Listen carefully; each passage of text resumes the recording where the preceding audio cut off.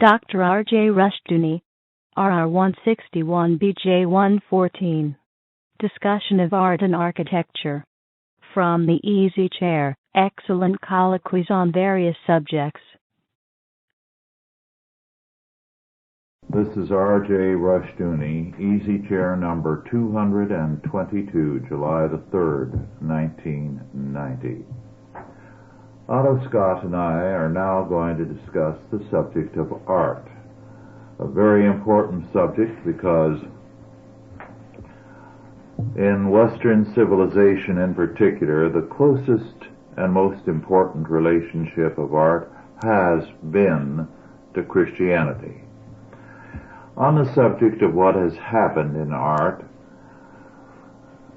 there has been a very fine book written. The author is Remy G. Seyselin. The title, The Bourgeois and the Bibelot, published by Rutgers University Press in 1984. His thesis, which I believe is correct, is an exceptionally important one, because he says art in origin has always been connected with either one of two things, religion or the state. It has had an objective function in society, an important one in the maintenance of social order, either through religion or through politics. But what we have seen in the modern age is something very, very dramatically different. Art, in fact, has, he says, replaced religion. It has been severed from the source of life. It has been divorced from work. And it has become instead a collector's item, a way whereby man shows that he is superior to others through aesthetics. And culture today has become an industry, and art is the new source of class distinction. Hence you have avant-garde art. You have a continual need for novelty.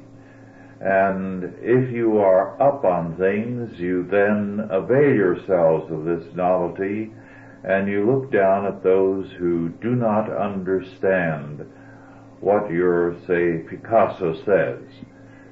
So it becomes an aesthetics of distinction, he says, a way of keeping the lower classes in their places.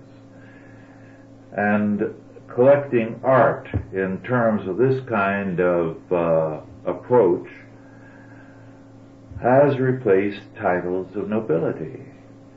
Now you are a collector, and thereby you are a man of distinction. So he says art has died insofar as its objective public function is concerned. Well, with that, Otto, would you like to comment on that or anything else? Well, I think the author's argument, which is really an argument on the class struggle viewpoint, in which he is associating art with a class position. And that's Marxist. They see everything as a reflection of a class struggle to achieve or maintain eminence. And I don't see it quite that way. I think there are elements of that argument which are valid, which are true, but I don't think really that it could be taken in its entirety. The modern art movement is only about 150 years old. Let's say that it began around the 1850s or 1860s, and it had its zenith, I'd say, it's already past its peak. I was at an auction at the Cowboy Hall of Fame in Oklahoma City, where actually several millions of dollars passed hands on contemporary realistic art, all Western and all beautiful, and not a word about it appeared in any Eastern newspaper or any West Coast newspaper, only in the local press. And all across the country, the abstract expressionist paintings are going without any customers, and traditional art is beginning to come back. But I do agree with him on one area, and that is that there has been a separation between art and religion. And I think that's a very fruitful area to go into. I agree with you that his thesis at points parallels the Marxist analysis. But he recognizes that before about 1850, the class element did not enter into art. It was when art was fully separated from religion and no longer was used by the state. And you had the culture as represented in Paris and Napoleon III, that this kind of thing entered in, and it became a means of establishing eminence. The old nobility had never felt that they had to prove anything. The new element around Napoleon III was out to prove they were better than anyone else, better than the old nobility, and they used art for that purpose. So while the thesis parallels the Marxists, there are some very real differences, and I think his basic premise that art historically has had an objective frame of reference. It has to do with the reality of order, political or religious. But it's always been tied in with politics and religion. I mean, think of David, the French artist who portrayed the revolutionaries of the French Revolution as noble characters from classical legend. And the church was a great patron of the arts for an awfully long time. Yes. In fact, when the early movies began, I saw a film clip of the Pope, who incidentally didn't seem to be at all as regal as modern popes. He looked like a village priest of some sort. And he was greatly in favor of the movies in Rome, because he thought of the movies as a new vehicle to propagate the faith. Mm-hmm. And those great biblical spectacles which D.W. Griffiths produced here were first produced by the Italians. Well, the extent to which art was related to religion came out in a very, very interesting book published in 1983. The author was Leo Steinberg, and the title, quite a striking one, The Sexuality of Christ in Renaissance Art and in Modern Oblivion. And his thesis is that you suddenly began to see in paintings in the late Middle Ages and early Renaissance portraits or pictures of the infant Jesus, naked, showing his sexual organs. And this is a striking departure from what had taken previously. You had pictures of the infant Jesus at his circumcision and so on. And the whole point of it was theological. You could not in those days do a picture in the church unless the clergy approved, unless you had authorities that gave their seal of approval to what you did.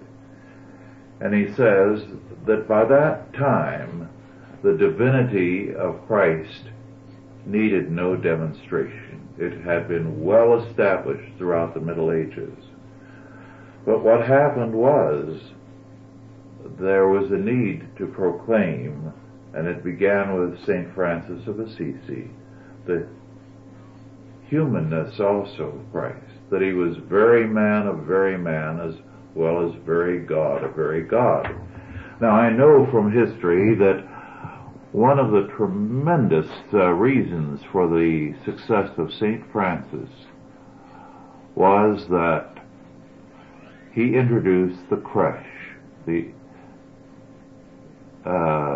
infant Jesus in a manger, into churches or into public places. And the response was sensational. And it accounted to a great degree for the success of the Franciscans, because what it brought home to people was God was a little baby like us in the person of Jesus Christ. He underwent all our experiences and therefore can understand us. And of course, it culminated in portrayals which showed the sexuality of Christ and had a tremendous impact in the history of the church. Well, art was thus a teaching ministry, a very important one. And there have been books written which have studied the cathedral and church murals, and I pointed out how every little detail reflected a theological perspective that the church was promoting at the time. Well, yes. The growth of art and images in the church all through the ages of faith finally, of course, fell in from being too much of a hype. They had too many pieces of the true cross. They had too many. Yes. They had too many statues. They had too many everything. In excess began to diminish its impact. That's one of the reasons for the iconoclasm of the early reformers, the image breakers, the whitewashed churches, and so forth. But here we have something where I think the Protestants went overboard. They turned against art entirely too much. And there still is an element in the Protestant community to regard artists as a competitor with the clergy. And I don't agree with that. I don't see that. Well, it wasn't the reformers. It was Zwingli only, and some Anabaptists. But Calvin and Luther did not have that position. That's true, but their followers very often fell into it. Well, it was 2 or 3 generations later, and it was under the influence of Zwingli. For example, reading from G.G. Colton, The Fate of Medieval Art in the Renaissance and Reformation, he writes, like Luther, he, Calvin, recognized art, as one of God's gifts. In his institution, which sums up his whole doctrine, and I'm not in error there, Colton calls it institution in his translation of it. He writes, and he quotes, "Yet am I not so scrupulous as to judge that no images should be endured or suffered. But seeing that the art of painting and carving images cometh from God, I require that the practice of art should be kept pure and lawful. Therefore men should not paint nor carve anything but such as can be seen with the eye, so that God's majesty, which is too exalted for human sight, may not be corrupted by fantasies which have no true agreement therewith." Unquote. Luther went a great deal farther, saying, I do not hold that the gospel should destroy all the arts, as certain superstitious folk believe. On the contrary, I would fain see all arts, and especially that of music, serving him who hath created them and given them unto us. The law of Moses forbade only the image of God. The crucifix is not forbidden, unquote. He would have church walls painted with the creation, Noah building his ark, etc. He thought all lords ought to paint the walls of their mansions with Bible scenes, unquote. Now, while Calvin did not like depictions of God the Father and the Holy Ghost, he was against the destruction of anything that carried such a representation. I agree, but the fact remains that the Protestants turned against art and imagery to a very great extent. Yes, but they forsook their own fountainhead in so doing. Well, they did a lot of things that they shouldn't have. Yes. As we know, the Puritans went much farther than Calvin, and much farther than Luther, and much farther than almost everybody else in the Calvinist camp. And we did lose, I would say, speaking as a Calvinist today, we did lose the close contact with the arts that the Vatican retained. And to this day, we have a gulf between this camp and the arts. That's true, and it's very unfortunate. There are a great many prominent Reformed leaders right down through Kuyper to the beginning of this century that protested very strongly against that temperament. But among the common people, the Zwinglian temper caught on.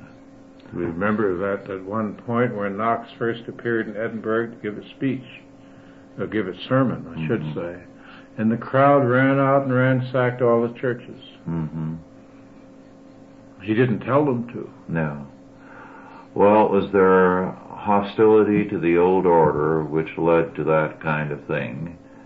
And Calvin spoke very sharply and intensely against that sort of thing, and Luther lost his temper over that attitude.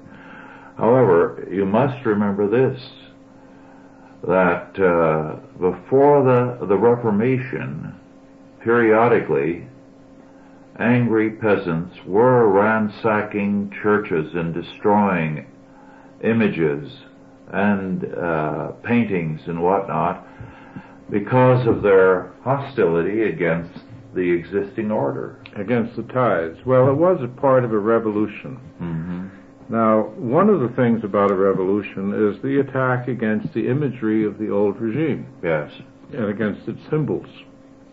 That's why the business of burning the flag in the United States is so remarkable, that the Supreme Court of the United States would go along with a revolutionary effort to destroy the symbols of this nation. Yes. Well, every excuse was used by the various states to do that.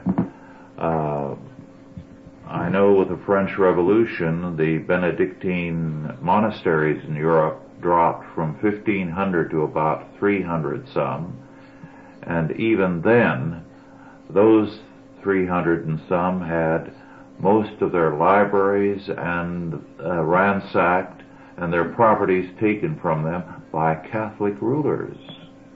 So it was not only in France, nor only under Henry VIII that monasteries were seized earlier. No, the French royalty gutted the church and looted the church. In fact, all the nobility of Europe couldn't restrain themselves from what they considered the treasures of the church. Yes. Now, we're seeing a replay of that in the United States. The only untaxed area of treasure left in this country belongs to the religious community, and the government is dripping with anxiety to get at it. To get at it in one way or another. Every governor, every congressman, every senator, every representative, all the departments of commerce and so forth they're looking at that. They can't stand the fact that those collection plates are going in without what is an electronic abacus to keep track of it. Mm-hmm. Well, in Christian Art, a book by C.R. Morey, M-O-R-E-Y, published some years ago by Norton, 1935, he makes the point that one of the problems today, as in architecture he's dealing with specifically, we have a curious divorce of beauty from truth. Since they, the designers, recognize no inspiration higher than the human mind. So Morey, a scholar, an historian, feels that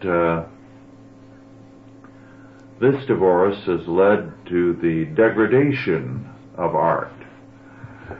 And it is interesting at the same time that some curious things have happened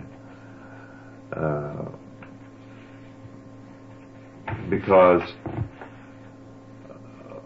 from the perspective of taxes, well, let me read.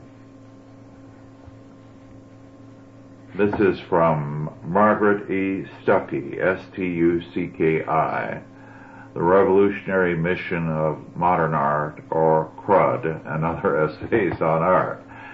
She is on our mailing list, by the way. Herein lies the tale of financial gain through indulgence. As in Tetzel's time, when buying an indulgence would get you more speedily to heaven, buying art today will get you income tax relief, which to some people must feel quite as much of a relief as getting out of purgatory. I didn't know that. Buying art can get you reduce your taxes? Yes, let me read on, and she explains. I'm happy to hear this. Go ahead. In 1950, there's a catch. Oh, I'm sure. The American government and the British government passed laws giving tax relief to people who donated works of art to museums or schools. In England, in order to discourage the export of art, it became possible to pay death duties with works of art instead of money. Imagine what this would do to the art market. Also imagine, if you can, what gross malfeasance might tempt dealers and appraisers and auction houses in their advice to clients as to what to buy this year in order to donate to the public domain. It is my own belief that this ability to save money on income tax is the major prop in perpetuity of genuinely fraudulent works of art. Picasso is no great artist in my eyes, but the amount of revenue he has saved wealthy people is tremendous. Works are appraised at fair market value or the going rate. This rate will keep on going as long as the owners of Picassos, and they are legion, keep up the myth of his infallibility. As long as his doodles are deductible and his erotic drawings in easy supply, all the companions in cooperative corruption of culture will continue to praise Picasso. Which museum director will admit his grandiose financial errors? Which millionaire will admit that his collection is worthless when he has saved thousands of dollars in taxes by donating it, while he still retains possession of it until his death, donating it to his alma mater, who is too timid to renounce his gift for fear of losing his financial support, unquote. So, you see, there is she explains here and elsewhere, there are gimmicks within gimmicks for the promotion of these works of art and to give you a tax break and to give you the honor of donating it and to have your name in the museum or in the university halls. Well, that's true, and I had forgotten about it until you brought it up. Recently, somebody wrote an analysis, an analytical book, I should say, about Bernard Berenson, the famous expert on religious art of the Renaissance and later periods, who was tied in, as you know, with Lord Duveen, the great art dealer. And there were some amusing stories about Duveen. One, which I must repeat, was about his idea of selling Andrew Mellon at an enormous cost, a particular painting. And the cost was so high that even Duveen had to give special thought to how he would ensnare Mellon. So he put this painting in a room by itself, and he surrounded it with other rooms. The first room with several paintings, and then on the other side, the third room with even more paintings. And he showed the first room with its collection of paintings in a sort of leisurely way to Mr. Mellon. Then he rushed him past the room with only one painting in it and started to show him the paintings in the third room. And Mellon said, "Wait a minute, what about that painting back there?" "Oh," he said, "you wouldn't be interested in that, so it's much too expensive." Mellon said, "I want to see it." And of course he sold it to him. Yeah. But the analysis of Berenson, who has been greatly praised, was that he tailored his assessment and got a kickback. Yes. And all the bidding which raises the prices of works of art higher and higher not only pays off to the buyer, but everyone else who owns works by that particular artist will find the value of his is enhanced. So that it's a good way of preserving a large estate by giving some works of art that are worth millions to a gallery, a federal gallery or a university gallery, and you preserve the rest of your estate. Well, we also have a very interesting paradox here, which first appeared, so far as I know, in Rome. Grecian antiquities were highly prized in Rome, and of course there was a flourishing black market where they were created and faked for the Roman millionaires of the day. We have, however, a somewhat analogous situation where, despite all the praise in the art publications for artists who are doing pretty much what a 4-year-old kid might do if he was angry with the paints, despite all this, despite the reputation of the modern artist, the great sums are being spent for the art of the past. And religious art, art of the Renaissance, and art of the Impressionists, Gauguin, and so forth, who is not really too good. No. Very poor draftsman. All looking backward, much as the Romans looked back at the Greeks, as though what is present is really in their heart worthless. They really know this. Yes. You mentioned Gauguin, very interesting character, and yet highly intelligent. I've read more than a few things since my student days by and about Gauguin. And this book I have right now is The Writings of a Savage, Paul Gauguin. Well, he's a sort of modern hero because he's a bourgeois that shucked all his responsibilities. Yes.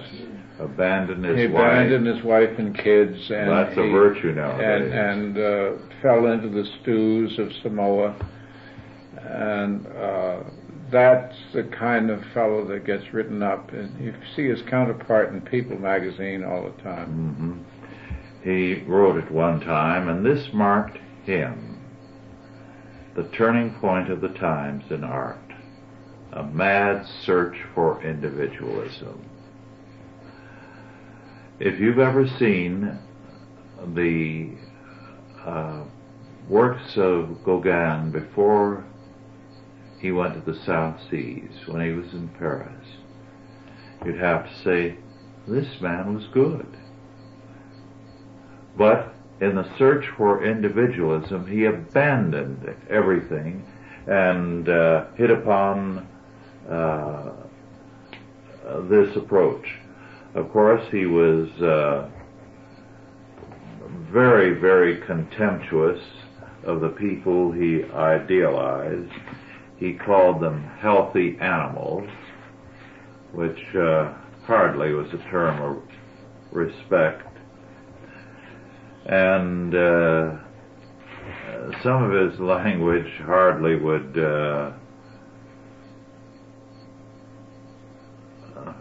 pass muster with feminists today.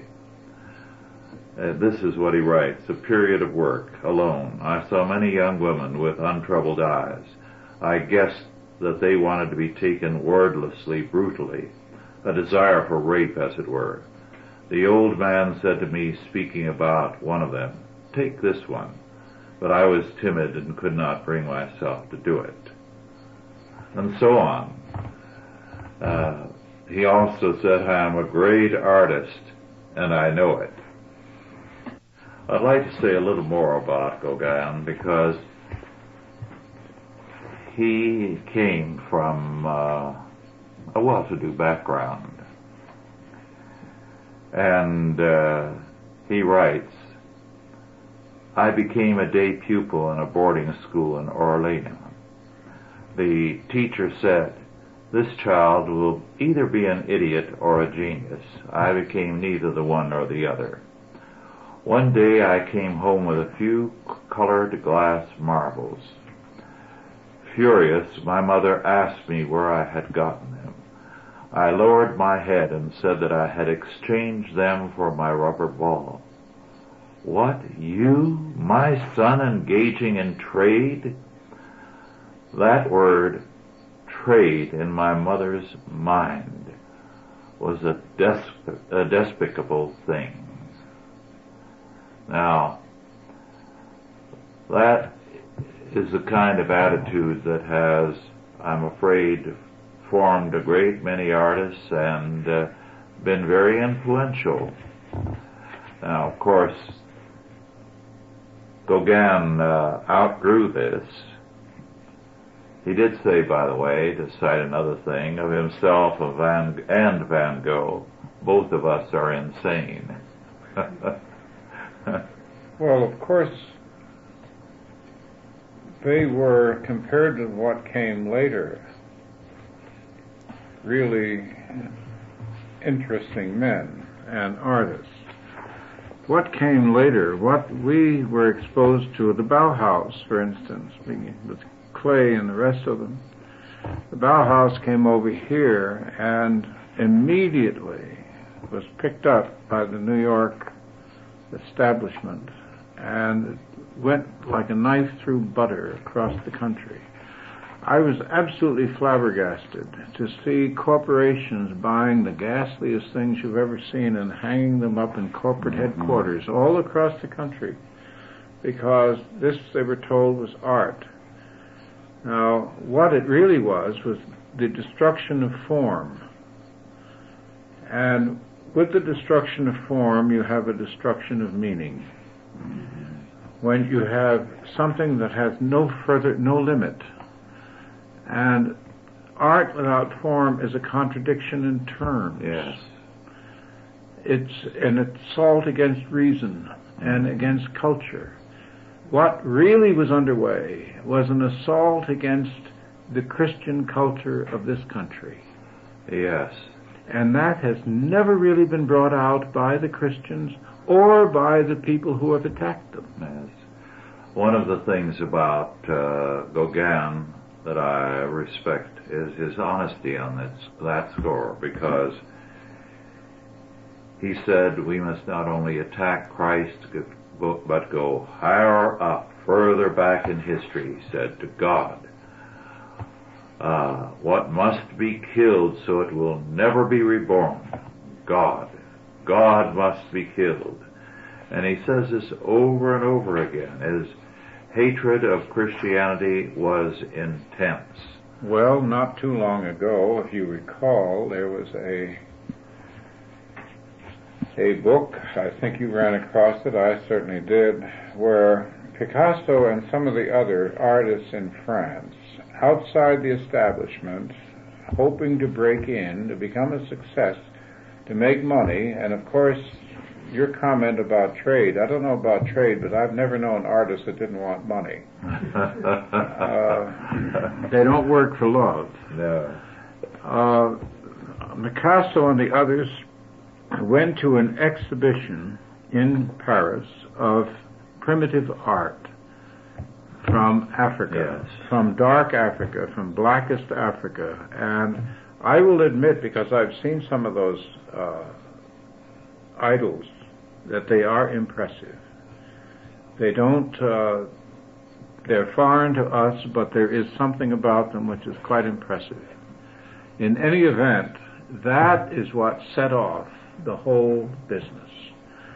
Back not only to paganism, but back to primitivism.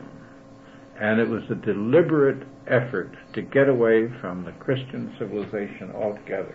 It really is hatred in the form of art, and it parallels our earlier observations on the films and on the movies.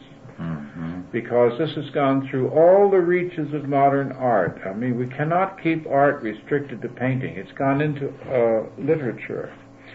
We have books that have no chronology, where the sequence is jumbled. Books without a plot. Yes. Well, that type of thing is a war against God, because order is seen as associated with God. One of the things that I think we miss very much in our day is what Johann Sebastian Bach represented. He was marked by a pride in his family inheritance, although he was very poor. He came from a background of people who had been musicians, who had served the church. And he felt that it was a heritage to be proud of and to carry on. And this in a book about Bach titled Johann Sebastian Bach by Willibald Gurlitt. I'll quote, Bach viewed his own life as a repetition of the existence of his ancestors. For that reason, mastery in his art appeared to him not so much as a gift, but as an assignment and a demand. He felt that he was confronted by something in which he was to achieve proficiency, to acquire expertness, and which he was to put into action. Occasionally he was asked what measures he had undertaken to reach so high a degree of skill in his art. He usually replied, I have had to be diligent. If anyone will be equally diligent, he will be able to accomplish just as much. He did not make much of, even as he did not depend on, his superior native endowments. End of quote. Well, that sort of thing has broken a lot of hearts, because people without talent can be very diligent. I think in the arts especially, I've seen people who were extremely diligent, extremely sincere, and who were never going to get anywhere. Yes, but you see, what Bach was facing, because he was antiquated and old-fashioned in his day was the emphasis, which culminates in the kind of art we have today, on inspiration without discipline, without training. And he felt strongly that that was not valid. He felt he had the aptitude, but it was diligence. It was discipline. I understand the argument. Yes. I understand the argument. Mm-hmm. But God gives us different gifts. Oh, yes. And you have to apply them. You have to have diligence enough and discipline enough to apply them. People mistake their gifts, though, and especially in the arts. And perhaps it's because, as you indicate, that there's so much nonsense has been written about it. So much has been said about inspiration and the proper mood and this and that people go into the arts who really would be better served elsewhere. Yes, and sometimes those who go into it are destroyed by the schooling they have. About 25 years or so ago, I knew a very lovely young woman whose works were outstanding. And her husband appreciated her talents and put up the money for training in an art school, and it destroyed her. How so? Yes, because she was a master of realistic depiction and insight. There was a gripping, haunting quality to her work. But they taught her to treat that with contempt and to go in for non-realistic, abstract work. Expressionist work. And she was never able to regain her own talent. They destroyed her. Well, that's one of the perils, of course. In the arts, everyone has, of course, their own vision, and if they don't project that, they're not going to make it. You just cannot. The only way you look at the world is the way God allows you to see the world. You cannot see the world through other people's eyes.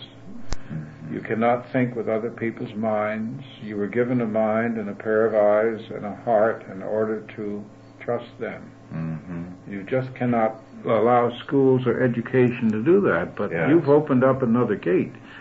I mean, schools are doing that more than not. Those of us who missed the school are actually lucky. Yes. Because the pressure of the professors and of the age and of the fashion is very heavy. Yes. What can a poor young person do? I think that is true in one field after another. I'm not saying across the boards because I don't know. No, we have good people too. Yes. But in the world of the seminary, now I believe a good seminary could be established. But what we have today, whether it's the modernist seminary, the evangelical, or the reformed, is so bad that the students very often come out poorer preachers than when they went in. So it's not surprising that today the churches that have grown phenomenally are the churches where the pastors are self-trained, often better read, but all the same, having had no seminary training, that's interesting, are more successful. That's interesting. That carries us back to the Reformation. Yes. Because it was their training in the Renaissance that was sending people over the cliff. Mm-hmm. That was turning them into believers in astrology and horoscopes and antiquity and everything except themselves. Then there's this factor. This comes from a book, Margaret R. Miles, who is a professor of historical theology at the Harvard Divinity School. very, very much a modernist. A lot that I disagree with in her book. Image as Insight, Visual Understanding in Western Christianity and Secular Culture. In spite of her basic outlook, which I cannot agree with, she is a woman of sound insights, and one of her statements, which she applies to herself and to anyone working in the arts, I think is a gem. She says, authorship is moral responsibility. Tremendous statement. That's true. And I think it's one that needs to be very definitely so. Promulgated today. Authors, artists, musicians need to be reminded. Authorship is moral responsibility. Well, look, a culture is expressed by its artists. Yes. If the artist turns against the culture, the people are absolutely defenseless. Yes. And the culture will be destroyed. This is what's happening to us. Mm-hmm. Our culture is being destroyed because the artists have turned against it.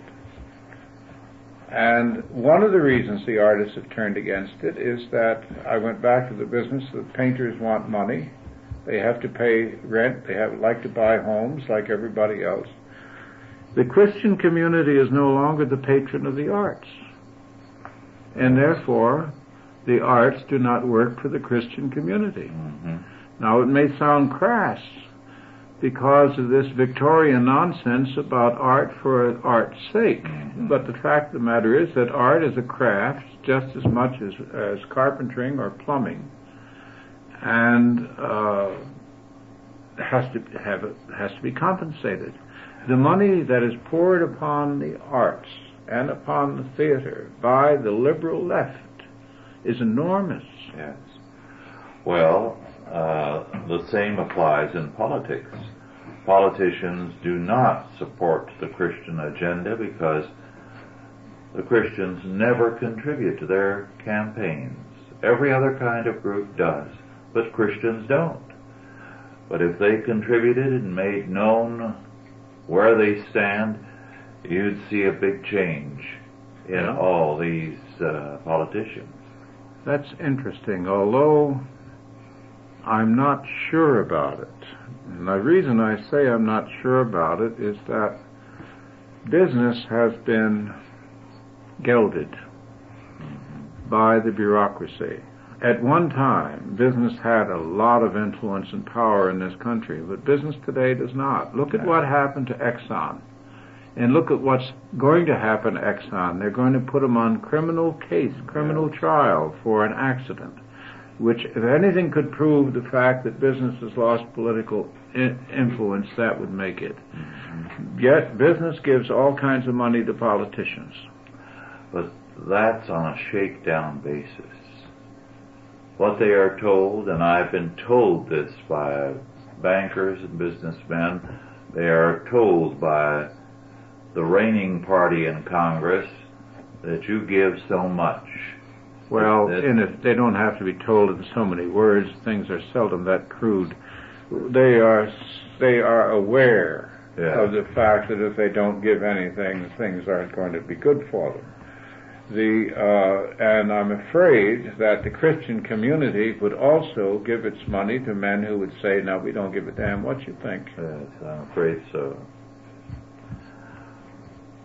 Well, one of the things, to get back to Margaret R. Miles and her book, that she calls attention to, she's dealing with early Christian art, the earliest churches that were built, and the artwork in them.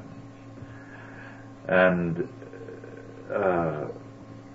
she makes this statement and calls attention to what an art historian, Emile Mallet, had to say. That in these works, and I quote, "The mood is consistently peaceful, even in rare depictions of martyrdom," as the art historian Emile Mallet expressed it. In those tragic years when the blood of the martyrs was flowing, Christian art expressed nothing but peace. The serenity of lines and colors is not placid, however, nor are postures without inner tension. Now, that's a remarkable fact. That's the faith. Yes. Art at that time expressed the faith powerfully because it depicted the martyrdoms that they had been going through very recently, and yet with a sense of serenity, a sense of peace and victory. That was not the end. Yes. Yes. So she calls attention throughout to the fact that the images in the church, that is, the paintings or anything else, depicted more than a physical reality, but a spiritual framework. They had a transcendental element. Life is real, life is earnest, and the grave is not its goal. Yes. It's Longfellow, and they laugh at it, but he meant it. Yes. And art without the spirit is not art. It's merely daubing. It's words on paper, formless. And I think it's very interesting that Tom Fleming, the editor of Chronicles, tells me that he has 6 or 7 young poets who are submitting their poems to him in the classical form, who cannot get published anywhere else. Just as the NEA grants are not given to realistic painters, and they're not given to Christian composers. They're given to the Serrano who puts the crucifix in his own urine, or a Mapplethorpe with a writing crop up his anus. Yes. This sort of thing is portrayed as the right of the artist to be creative without limits. Yes. Now, of course, we know underneath that argument there is another argument entirely, and that is we have a polytheistic country where all gods are recognized by the state as long as all the believers in all the gods obey the state. Yes. That's the Roman system. There have been defenses of Serrano and Mapplethorpe and others lately that make an amazing point. They identify what they call freedom, but really total license with art. Yes. And that is at the heart of a lot of this evil. Well, if I'm free to do what I please, that's art. It's art so long as you only attack what is unfashionable in the eyes of the government. Now, not every religious group can be attacked. Only the Christians can be attacked, and the Muslims, and perhaps the Buddhists and the Hindus. Satanists aren't attacked. No. Well, one of the things that Margaret Miles also calls attention to is the tremendous shift the Reformation made from the visual arts To the Word. to the Word, so that we do not appreciate the enormous contribution that the Reformation made in that sphere, which has affected all of life.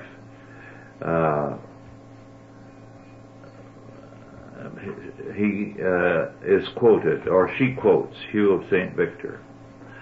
I do not wish to argue, as does Hugh of St. Victor, for a depreciation of words, a, quote, hierarchy of expressive media in which speech is secondary to knowledge acquired without words as intermediaries, unquote. Hugh's objection was to exclusive religious dependence on words and was based on changing definitions of the meaning of words, as well as on the inevitable ambiguity of all words and their lack of competence to reveal the invisible world of religious meaning. As Rudolf Berliner puts it, if words are not exempt from misunderstanding and need explanation, they have no basic advantage over pictures, unquote. Now, she gives a very kindly interpretation, but she is right in calling attention to the fact that from a depreciation of words, we went with the Reformation to a vast appreciation of words because of the return to the primacy of the Bible as God's revelation. Well, of course, the Word still is here. Mm-hmm. And I always got a great deal of pleasure from Tom Wolfe's book, The Painted Word, Mm-hmm. in which modern art, without the explanatory words, is absolutely without meaning. Yes.